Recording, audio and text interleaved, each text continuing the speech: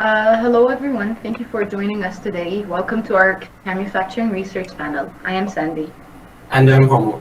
We are application engineers at CAMufacturing Solutions, and we will be your host for the following session.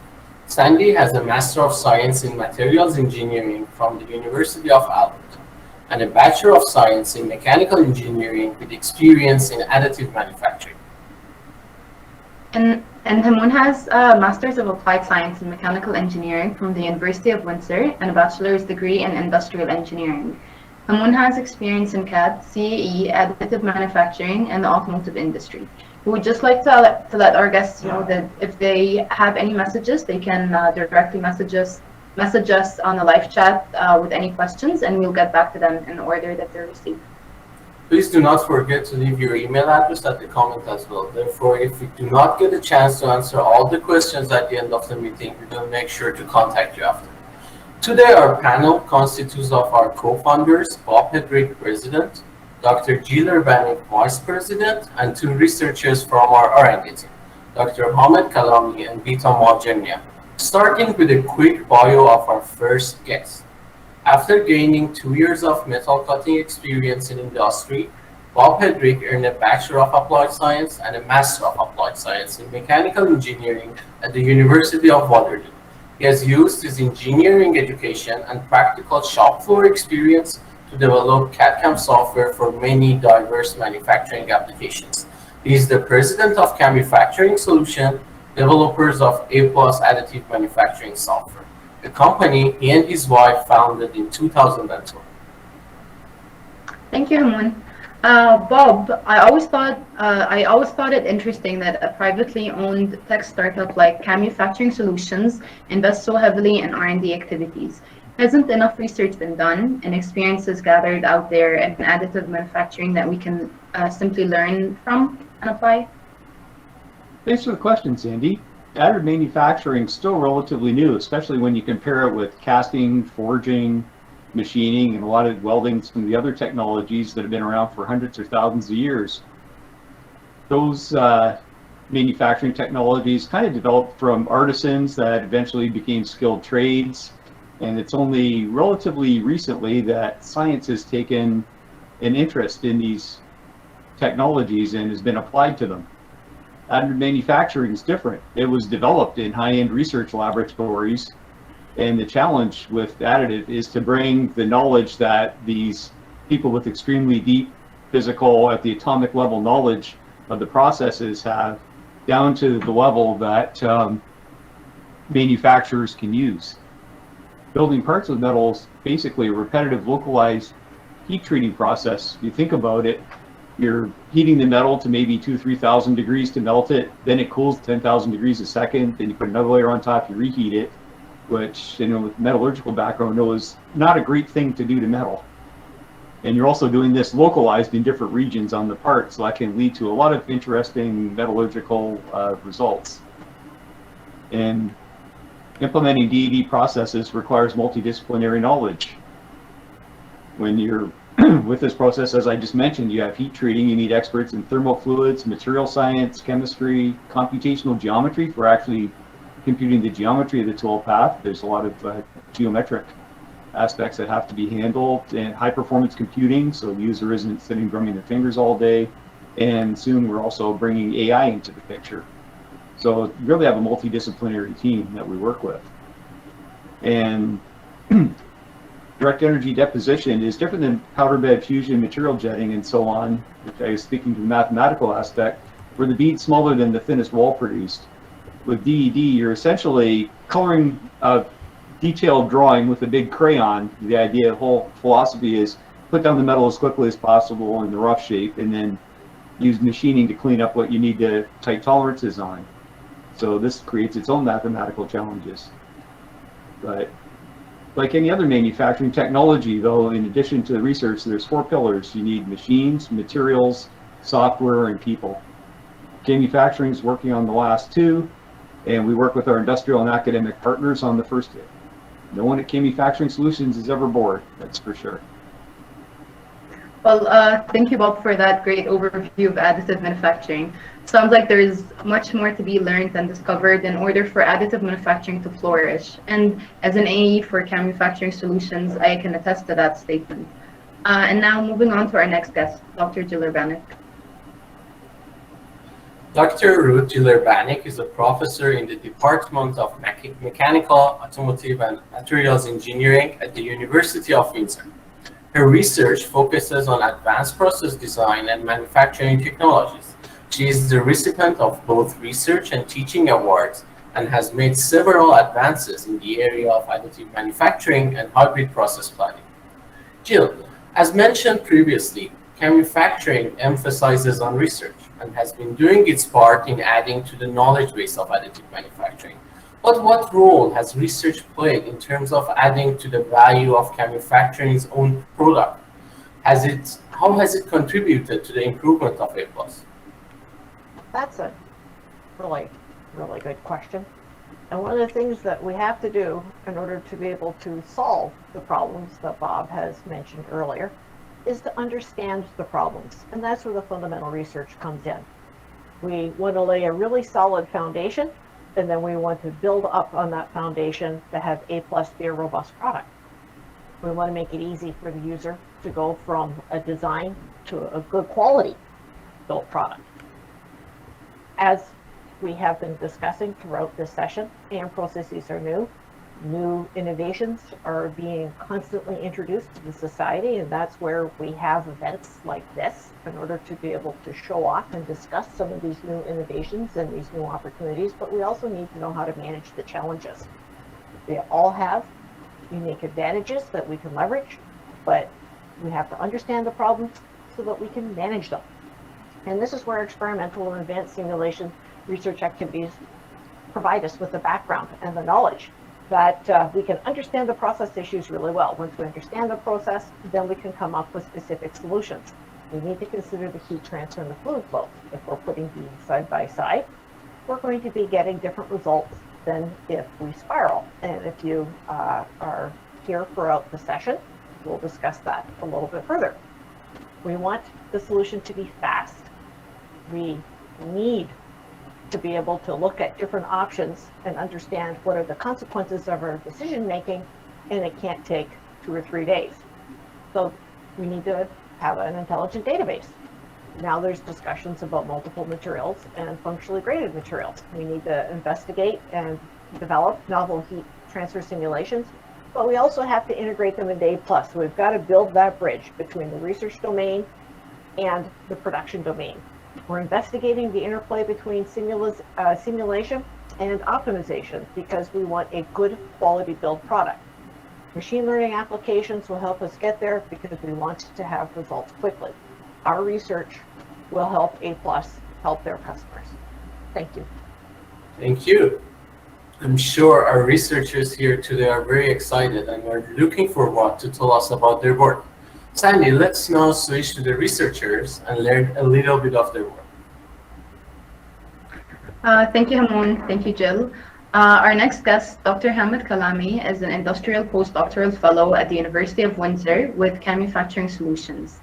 His research is mainly about advanced metal additive manufacturing, including process planning of multi-axis directed energy deposition, conformal cooling channels, and surface roughness characteristics.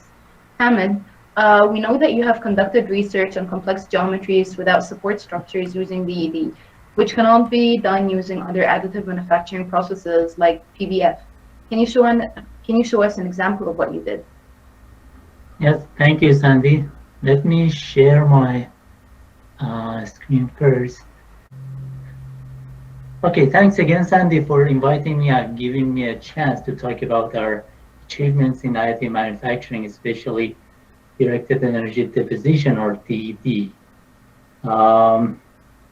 We are working on developing a general process planning algorithm to build complex thin wall geometries by multi-axis DED without the need of support structure.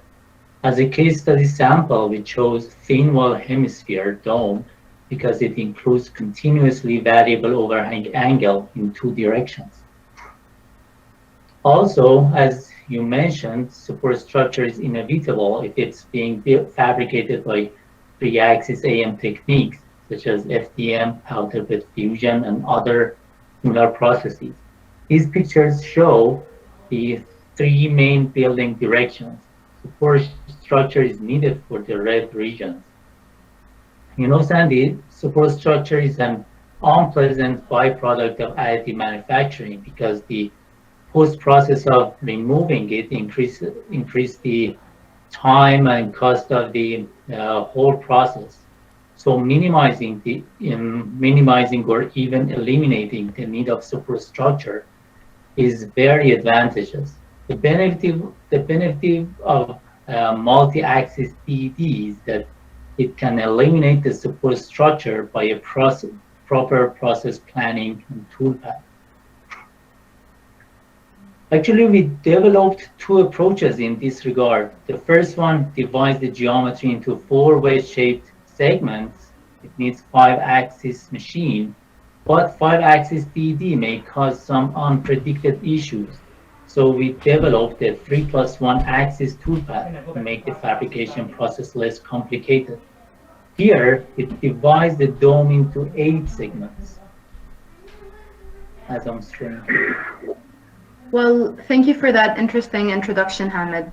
So was your research purely theoretical, or did you actually get to print any of these domes?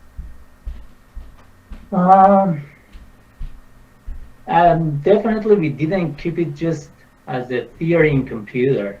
Actually, we fabricated the samples of 5-axis and 3+1 axis solutions. As I'm showing here in this slide, is the 5-axis sample.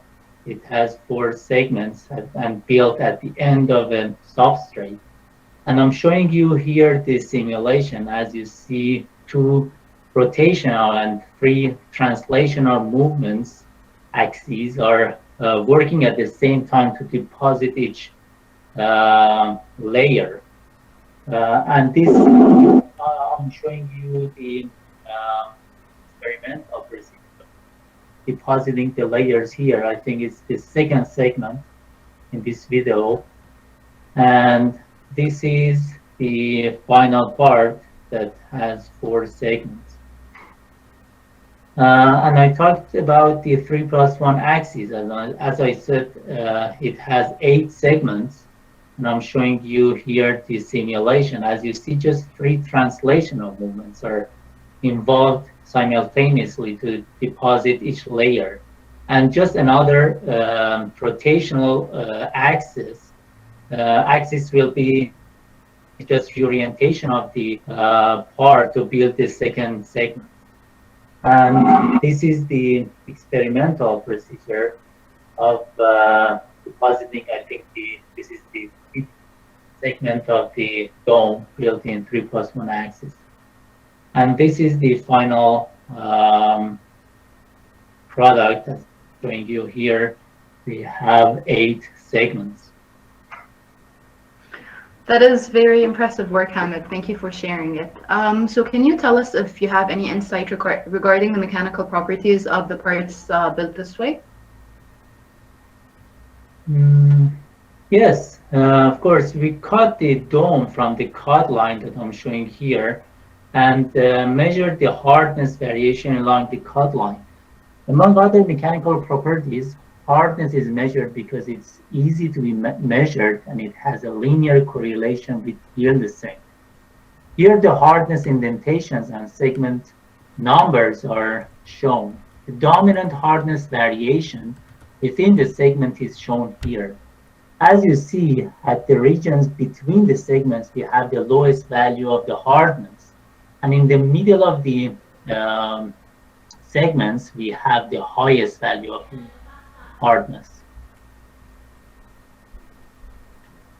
This is really interesting work and makes me appreciate why so much interdisciplinary research is being done. Now, I know you also looked at surface roughness, so can you tell us about what you discovered there? Thanks, Andy. Yes, we investigated the fabricated dome from very different aspects, and this research is still going on. Regarding the surface roughness, when we cut the dome and magnified the surface textures under the microscope, we found out that there is surface texture consistency at the regions between the segments. I'm showing it in this red circle. One reason of these inconsistencies may be the sudden nozzle reorientation when it goes from one segment to the next one. We are investigating to find other possible reasons and solutions to prevent it. I can imagine why studying surface roughness must be important, especially if you want to know how much stock to leave for machining. So is there a way you can virtually study the surface roughness of the part before you actually print it? For this, we developed a virtual surface roughness measurement from the as-built geometry. Imagine we can have an estimation of the surface roughness even before the part is being built by an AM process. Developed solution measures RA and other roughness values from the ideal as-built geometry. The as-built geometry that I'm talking about includes the bit geometry, percent bit overlap, and the fill strategy. As you see this in this picture, the as-built geometry models the beads on the part. I'm showing here. Non-periodic regions like voids, I'm showing in this these red circles, are common flaws of AM-built products that need to be considered for surface roughness measurement. For example, imagine we want to measure the surface roughness from A to B on this surface. So we need to level this curve and also elongate it. And then we will have this roughness profile. The length of this roughness profile from A to B is the same as equals the length of this curve, which is from A to B. And we use this surface profile to measure the surface roughness values, RA and other values. A benefit of surface roughness measurement is that by knowing the regional surface roughness, an estimation of the material stock can be determined. Material stock is the extra material on the surface that needs to be machined later. If it's too low, it leaves marks on the surface after machining. If it's too high, it will cause extra time and cost of machining process. As this picture shows, finding the roughest region, this is the roughest region, determines how much stock is needed for layers. The needed stock of each layer I'm showing in green here. And then after we build this, these are stocks, so they need to be machined up to the surface, which is the nominal surface of the part. To optimize the post-machining process, we are developing a better solution that leaves enough stock for each layer independently. Here, the maximum depth of the surface structure of each layer is measured separately and used to find the needed stock of each layer. I'm showing them by red arrows here. And these green layers are the stocks. As you see, for each layer, we have lower amount of stock needed for here. But when we machine it later, we will have the nominal geometry of the part without any mark on it. Those are very interesting findings that you've presented, Hamid, ones that would definitely save a user time during the actual printing process. I have to tell you, as an applications engineer, research like this really interests me. And as impressive as the dome is, it has been said that you cannot build really complicated geometries using DED without support structures. So what do you say to that? Actually, we are working on fabricating a thin wall smile. The initial data is an animation file. By using a couple of different software, we could convert it to a CAD geometry. The CAD model is being segmented appropriately, which is the key work of this project. Building such a complex geometry in supportless fashion with DED is unique, and as far as we know, such a complex geometry hasn't been tried before.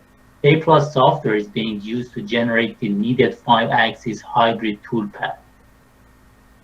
Thank you, Sandeep. Well, thank you very much for your time and for sharing your very interesting work with us, Hamid. Now, ladies and gentlemen, I have to tell you that this work done by Hamid has been a great addition to CAMufacturing. Bob has the dome sitting at his desk at the office, actually, ready to use them to tell everyone about DED. Thank you, Sandy and Hamid. Our next researcher is Bita Mohajirnian, who is a PhD student in mechanical engineering at the University of Windsor. She is experienced in CAE, FEA, CAD, and additive manufacturing. She has been investigating junction structures for DED processes. Bita, can you please tell us what junction structures are? Sure. Thank you, Hamid, for inviting me. Let me share my screen. Okay.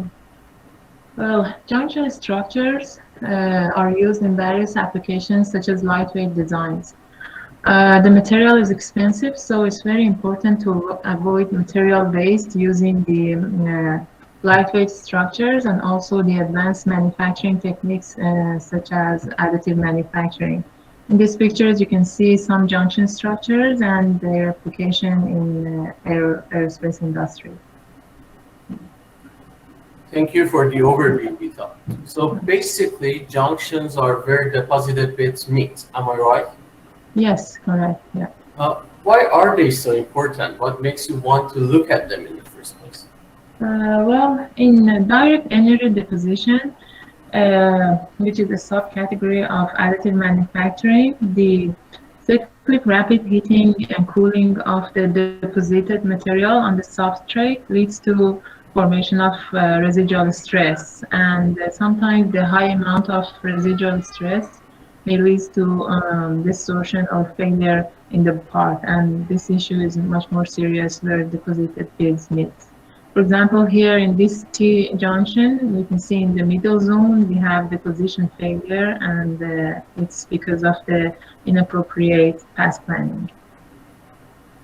Why do you think the tool paths affect the solution? Can you be sure that it's not some other parameter adjustments such as process parameters? Sure. Actually, the path planning significantly affects the mechanical and geometrical properties of the cladded parts. In our research, we focus on the tool path planning, including the deposition sequence and also the deposition direction, on formation of residual stress in several junction structures. Here in the left side picture, that you can see that the problem that we had in the middle zone, the deposition failure, has been solved by correct path planning in the right-hand picture. I see. So there are many types of junctions, right? Like roads. They get so confusing at times. Sure. So which kind of junctions have you been working on? Actually, in this research, we have considered several case studies. As you can see in this slide, we have considered a 3-joints junction, a cross structure, 5-joints junction, and also a hexagon. And for each case study, we have considered several scenarios that reflects different deposition sequence and deposition direction. Thank you for sharing this information with us. So I will ask the same question that we asked Hamid. Is this purely theoretical at this point? Are you following a specific methodology with this investigation? Well, the process parameters and also the material that we use for deposition and also the substrate are selected from a calibrated model using the experimental data. So we are confident with what we have achieved. And regarding the methodology that you have asked, we have used finite element analysis technique, and the tool that we used was Syswell software. The Syswell software is a software which performs a coupled mechanical, thermal, and metallurgical analysis. First, a transient heat transfer analysis is performed, and then the temperature nodes are temperature data are used as an input for the mechanical and metallurgical model. I understand. So what did you find out using this methodology on such junctions? Here I can share the results with you. We use the residual stress calculated by the software as a comparison criteria, which means that the configuration with the maximum amount of tensile residual stress and also the least amount of compressive residual stress was considered as a configuration which should be avoided. And on the opposite, the junction with the least amount of residual stress was considered as the optimal. Here in the three joints junction, you can see that the first configuration give us the highest amount of residual stress, and we can say that this one was the worst. And the second scenario give us the best results, and we considered it as the optimal. For the cross structure, we got almost similar result for for most of these scenarios, so we really couldn't decide which one is the optimal and which one was the worst. For the 5 joints junction, the radial in scenario give us the worst result, and the radial out give us the best. For the hexagon structure, again, the first scenario give us the maximum amount of residual stress, and the second one give us the least amount of residual stress. And something that was interesting was the consistency of our results, which means that in this highlighted area, in this determined spots for the hexagon and also for the 3 joints junction, the residual stress had similar trend. So we can say that our results are consistent. Very interesting. I admit these are insights which I can use for technical support and when trying to optimize the user's toolpaths. I'm excited to know what's next with your research. Would you mind sharing? Sure. Yeah, we're going to consider a multi-bid, multi-layer configuration, which is much closer to what we have in real industry. This is our future work. Thank you. Thank you. I'm proud to say that toolpaths in APlus are developed with AM in mind. And Beta and Hamid's work has and will continue to make an impact to the quality and usability of our product. Jill, now I know there are much more research activities going on in your research group. I hear about their work almost on a daily basis. Would you like to give our audience a sneak peek into what else you have up your sleeves? Thank you. So one of the things that we're working on is developing a comprehensive process planning solution. Like Bob said, we're trying to put the AM in CAM. There is no comprehensive DED-based solution at this point in time.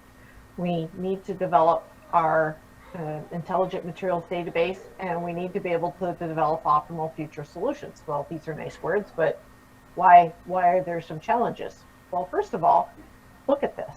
We have different bead layers. Now, when we are making this, the first layer, it looks something like this. And then when we were putting on material, it kind of overflowed, things were dented, and we can see that the top bead has a much different height and different characteristics than the other beads.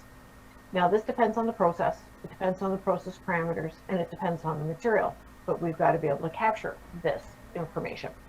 We have 3 different experiments where we've got the same bead, we've got the same plate thickness, we've got the same process parameters, the same overlap. Everything is consistent as possible except for the toolpath. We have longitudinal, we have transverse, and we have spiral from in to out. So automatically you can see by the colors that there's a different color scheme, and this actually reflects on different properties like the hardness, but we're looking at the distortion here. For the first case, we had about 0.8 millimeters or 35 thou distortion. For case number 2, we had 1 millimeter or 40 thou distortion. For case number 3, again, with all things being the same, we had almost 2 millimeters. It was approximately 75 millimeters distortion. So we actually doubled the distortion between case 1 and case 3 just by changing the toolpath. Well, after we got our experimental data, then we developed some calibrated simulation models, and again, with our simulation models, we can see the different patterns that are reflected. This is the information that we need to capture with our research.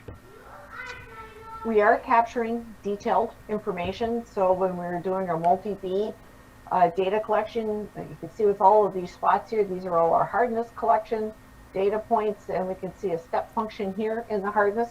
This will let us recommend near net shape configuration stock to be removed if we know that we're going to have regions that are going to be softer or harder or different in some particular area. One of the things that designers have to understand are what the strength characteristics are. So we've been doing experiments. This is a big block. This is 50 millimeters or 2 inches by 50 millimeters, 2 inches by 40, so about 1 3/4. So this is a big solid block. We've taken samples from the side, we've taken samples from the top, so we have different orientations, and we are collecting our stress strain data. So basically we're just having fun breaking things, stretch and break, but from this information we can develop some design rules. We need to come up with more additive specific toolpaths. We have variable overlap naturally. I know you might not be able to see it on your screen, but here's a little void. But you can see the fact that we have differences in overlap in this region when we have a raster fill with a little bit of a curve. So this is something common, and the question is, do we care? And obviously we have to be concerned with no fill or underfill situations, but then we also have to look at things like the residual stress and the hardness. And this happens every time. We have curves here, you can see an underfill or a void region, and again, different areas. So we're looking at developing variable overlap, and we don't want to have too much material. We can't make the overlap conditions so much that the material piles on top of each other, and we have to make sure that we don't have an underfill situation. But with these continuously variable overlap scenarios, that will allow us to take care of voids and underfill situations. But this is a geometric solution. Can't forget the heat. And we can see here that there's going to be 3, maybe even 3.5 beads that are going to be heated up. We're down here. This is the heat region. So this area is going to have slightly different material properties. We have to be able to model it. We have to experimentally validate what we're finding, and then make recommendations that are appropriate to come up with a good build solution. We are looking at some rapid heat transfer solutions, and here this is a birth death module, but basically we're just emulating the torch going along. But if we do this type of analysis where we look at a whole region simultaneously, we don't get some of the transients, but we get most of the critical information, and at the level of detail we're looking at, this is a very good way to reduce the processing time. And then we're looking at being able to apply them to realistic build situations. So if somebody does want to make a large thin wall part, how can we do a simulation quickly and then get the results for something like hardness or stress? So this is what we're very actively working on right now. So thank you very much for this opportunity. And again, for more information, please contact us. Thank you.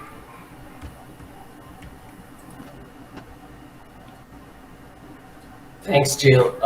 And I believe that incorporating this research in APlus would significantly give our users an edge in their respective AM industries.